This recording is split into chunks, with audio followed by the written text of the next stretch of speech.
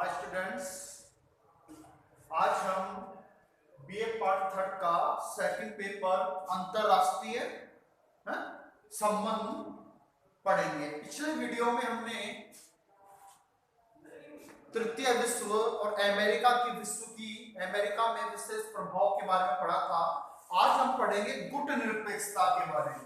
संयुक्त राष्ट्र संघ के बारे में पढ़ा, हमने शीत युद्ध के बारे में पढ़ा। आज हम पढ़ेंगे गुट निरपेक्षता। गुट निरपेक्षता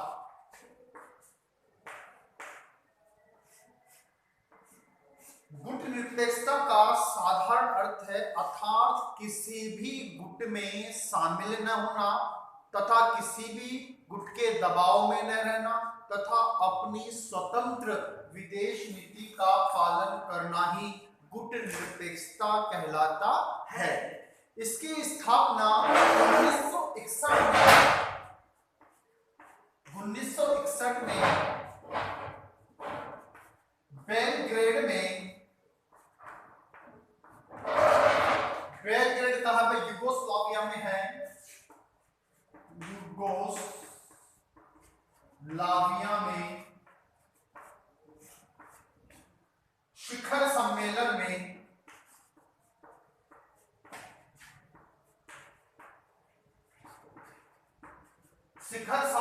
में की गई थी।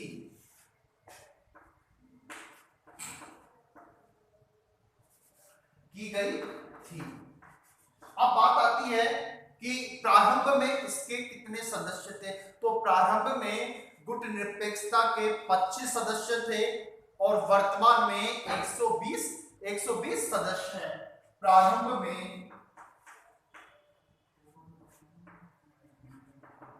इसके सदस्यों की संख्या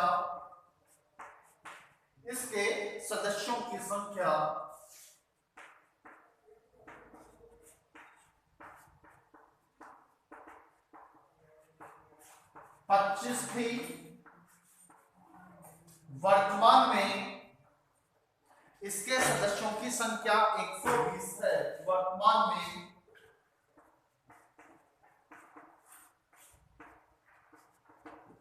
इसके सदस्यों की संख्या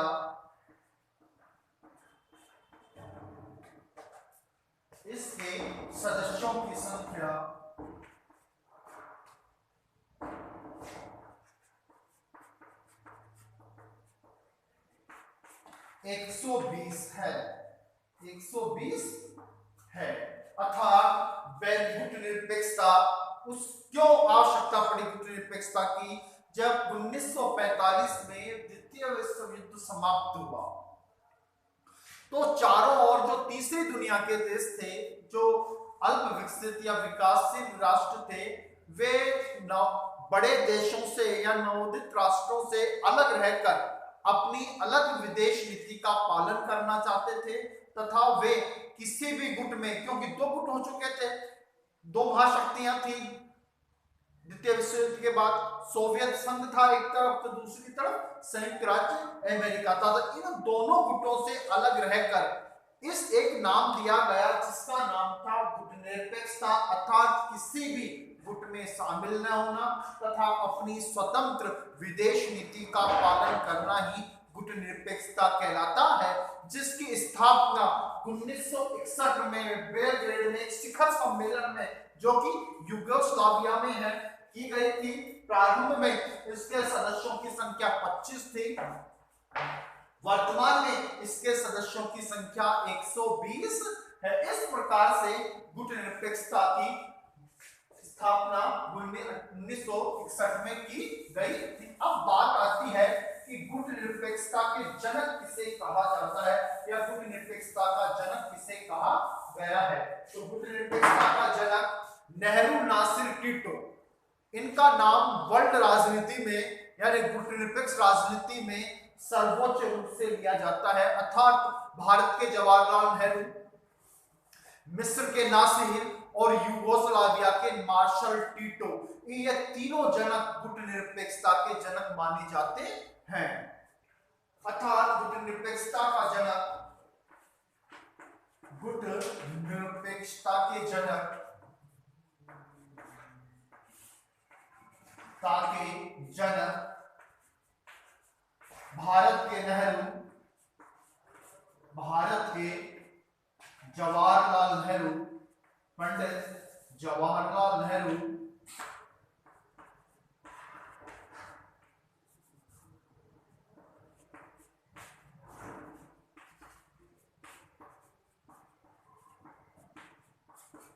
भारत के जवाहरलाल नेहरू, मिस्र के नासिर, मिस्र के राष्ट्रपति नासिर,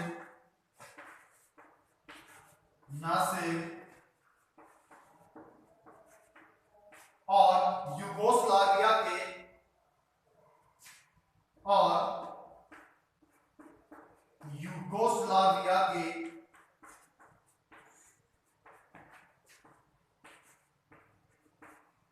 मार्शल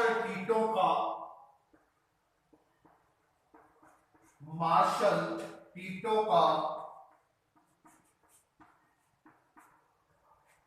नाम आता है। नाम प्रमुख रूप से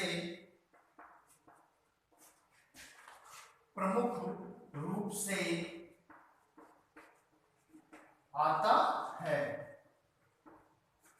प्रमुख रूप से आता है अर्थात गुटनिरपेक्षता के जनक में भारत के प्रधानमंत्री पंडित जवाहरलाल नेहरू प्रथम प्रधानमंत्री, मिस्र के राष्ट्रपति नासिर और यूगोस्लाविया के मार्शल टीटो का नाम प्रमुख रूप से, और इसमें सबसे ज्यादा जो प्रमुख भूमिका निभाई थी वो थी पंडित जवाहरलाल नेहरू ने इसमें मुख्य भूमिका निभाई थी, क्योंकि उनकी विदेश नीति सर्वोच्च यानी पूरी दुनिया में मानी जाती थी। तो पंडित नेहरू को गुटनिरपेक्षता का प्रमुख रूप से उनको जनक माना जाता है, अर्थात इन तीनों का नाम प्रमुख रूप से लिया जाता है। अब बात आती है कि गुटनिरपेक्ष आंदोलन की क्या गुटनिरपेक्ष आंदोलन को प्रोत्साहन देने वाले कारक कौन कौन से थे। गुटनिरपेक्ष आंदोलन को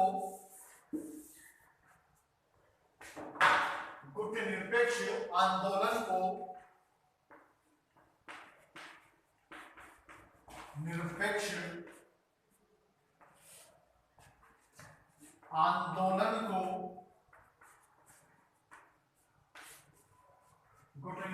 आंदोलन को प्रोत्साहन देने वाले कारक, प्रोत्साहन देने वाले यानी कैसे गुटनिरपेक्ष आंदोलन का प्रोत्साहन मिला, उसको बल मिला, प्रोत्साहन देने वाले कारक,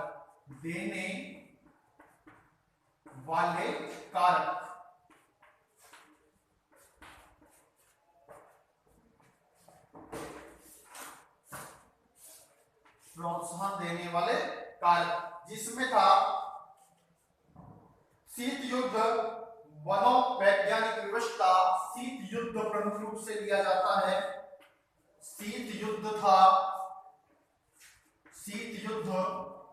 मनोवैज्ञानिक विवशता थी, मनोवैज्ञानिक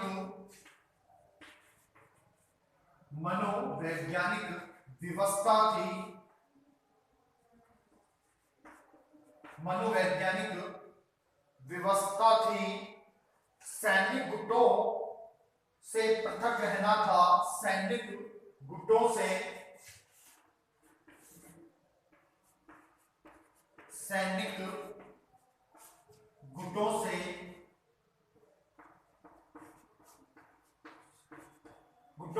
अलग रहना था, पृथक रहना, सैनिक गुटों से पृथक रहना था। अपने पृथक और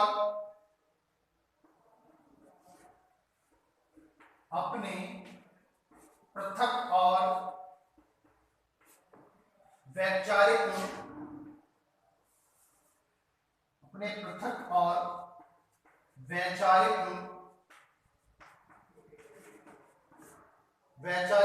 स्वरूप को वैचारिक स्वरूप को बनाए रखने की अभिलाषा थी। वैचारिक स्वरूप को अक्षुण्ण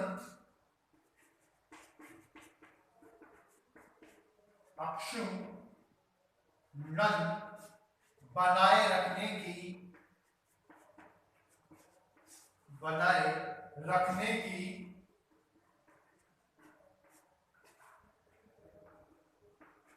अभिलाषा थी।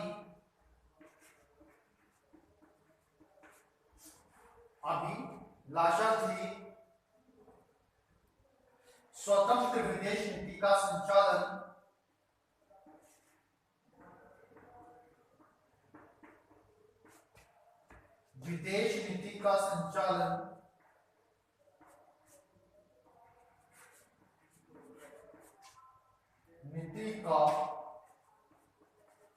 संचालन और आर्थिक कार्य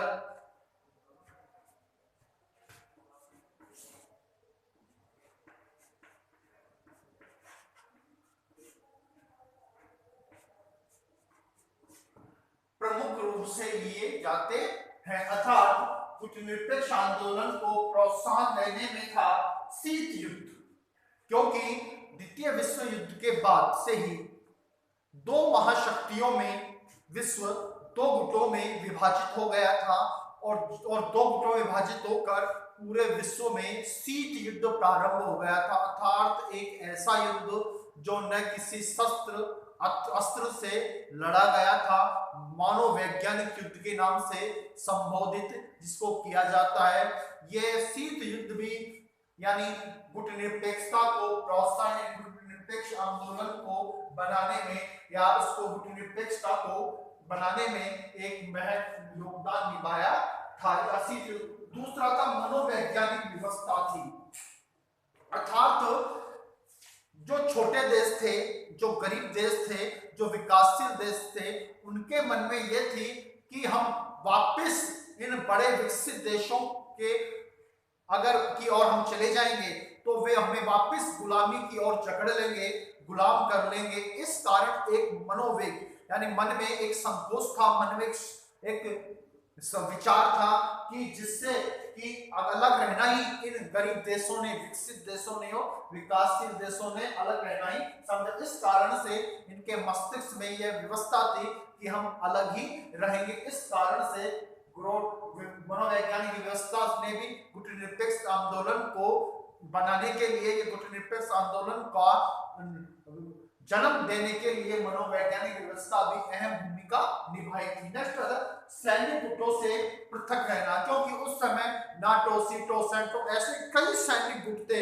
जो विकसित राष्ट्रों के द्वारा चलाए गए थे। उनसे अलग रहना भी गुटनिरपेक्ष आंदोलन को प्रोत्साहन देने में एक अहम भूमिका निभाई थी। नेक्स्ट और चौथा, अपने पृथक और वैचारिक स्वरूप को अक्षुण्ण बनाए रखने की अभिलाषा। अर्थात वे अपनी संस्कृति को, अपनी परंपराओं को तथा अपने विचारों को बनाए रखना भी पसंद करते थे, जिसके कारण भी उन्होंने गुटनिरपेक्ष आंदोलन को प्रोत्साहन दिया।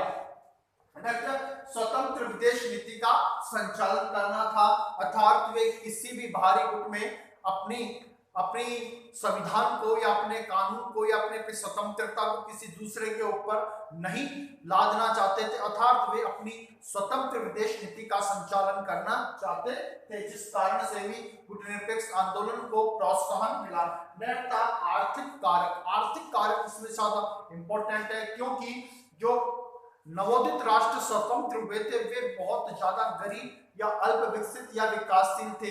इस कारण वे आपस में अपना सहयोग कर अपनी आर्थिक स्थिति को मजबूत करना चाहते थे। यह आर्थिक कारण भी गुटनिरपेक्ष आंदोलन को प्रोत्साहन देने के लिए अहम भूमिका निभाई थी। अर्थात शीत युद्ध ने, मनोवैज्ञानिक व्यवस्था ने सैन्य गुटों से पृथक रहना, अपने पृथक और वैचारिक स्वरूप को अक्षुण्ण बनाए रखने की अभिलाषा और स्वतंत्र विदेश नीति का संचालन और आर्थिक कारक ने ही गुटनिरपेक्षता को प्रोत्साहन देने में अहम भूमिका निभाई थी। अब बात आती है गुटनिरपेक्ष आंदोलन की उपलब्धियां क्या क्या रही। गुटनिरपेक्ष आंदोलन ने जब अपना कार्य प्रारंभ किया तो उसकी क्या क्या उपलब्धियां रही थी।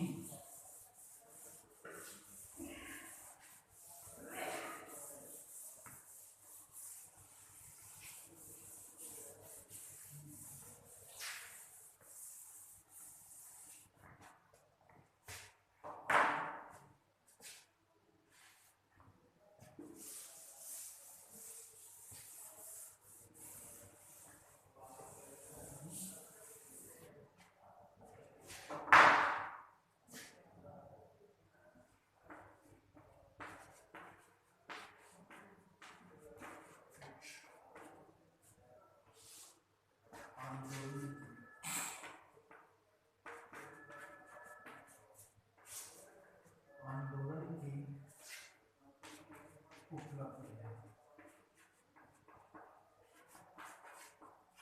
गुटनिरपेक्ष आंदोलन की उपलब्धियां क्या क्या रही।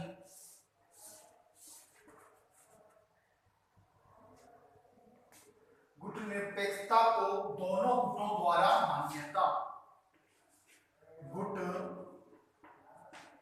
निरपेक्षता को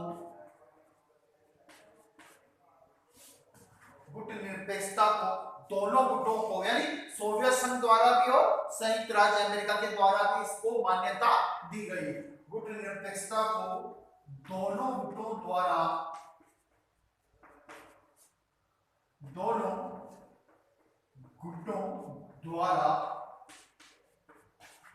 मान्यता, दोनों गुटों द्वारा मान्यता।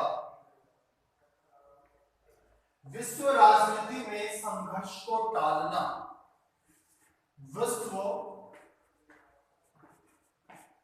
राजनीति में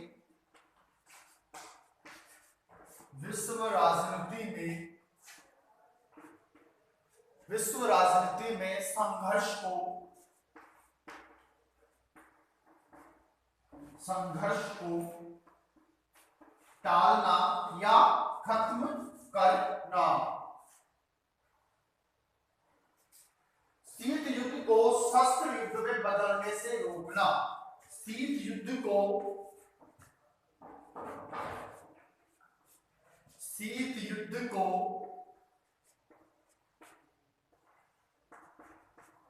शस्त्र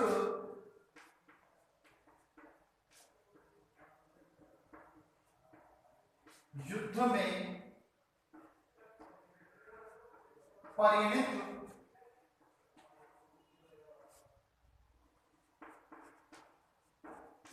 होने से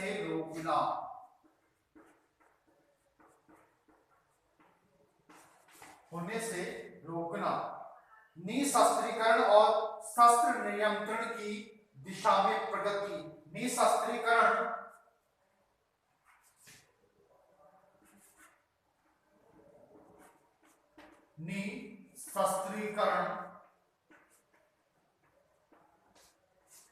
और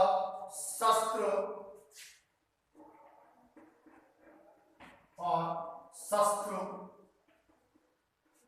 नियंत्रण की दिशा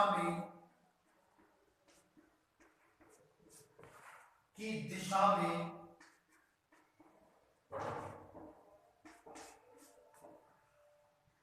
प्रगति,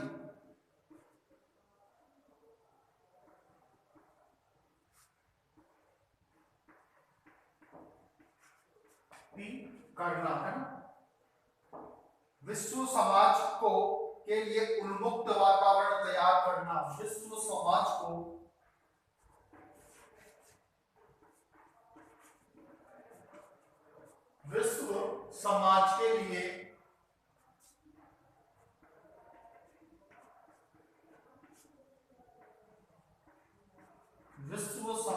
के लिए अच्छा वातावरण तैयार करना, अच्छा वातावरण तैयार करना,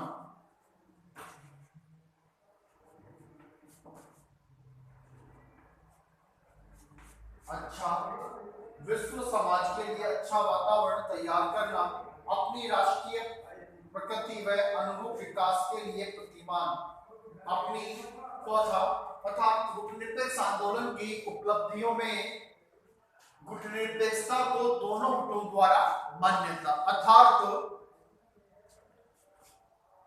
दो गुट थे द्वितीय विश्व युद्ध के बाद, एक था संयुक्त राज्य अमेरिका और एक तरफ था सोवियत संघ। इन दोनों गुटों ने भी जो अल्प विकसित, विकासशील या गरीब देश थे या तीसरी दुनिया के देश थे, उन देशों ने जो गुटनिरपेक्ष आंदोलन का गुट बनाया था, गुटनिरपेक्षता, उसको मान्यता प्रदान दी थी, यानी उसको मान्यता दी थी। दूसरा था विश्व राजनीति में संघर्ष को टालना।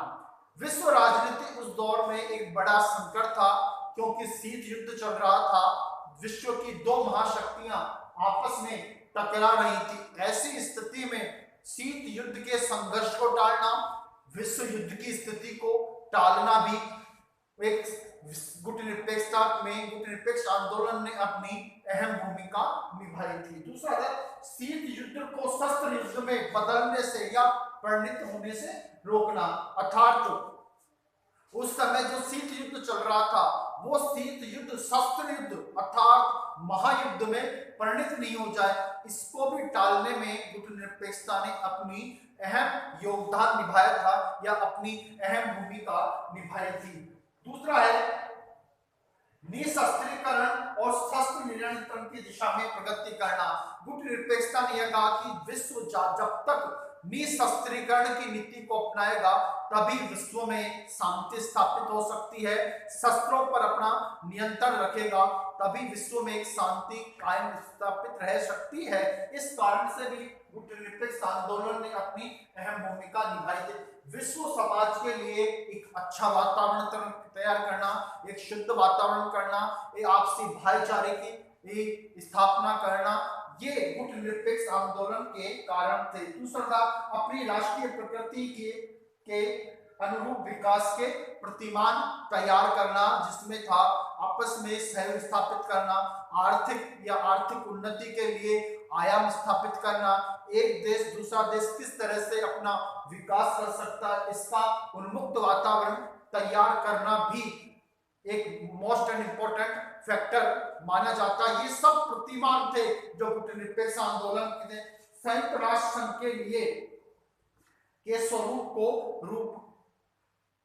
रूपांतरित होना, संयुक्त राष्ट्र संघ के स्वरूप को यानी संयुक्त राष्ट्र संघ को बढ़ाना, उसके परिवार को बढ़ाना, ये सब काम एक गुटनिरपेक्ष आंदोलन के थे जिसने अपने आयाम को ऊंचाइयों तक पहुंचाया था। जिसमें गुटनिरपेक्ष आंदोलन को जो दो गुट थे उनको मान्यता थी, विश्व राजनीति में संघर्ष को टालना था, शीत युद्ध को शस्त्र युद्ध में परिणत होने से रोकना था, निशस्त्रीकरण और शस्त्र नियंत्रण की दिशा में प्रगति थी और विश्व समाज के लिए एक अच्छा वातावरण तैयार करना था।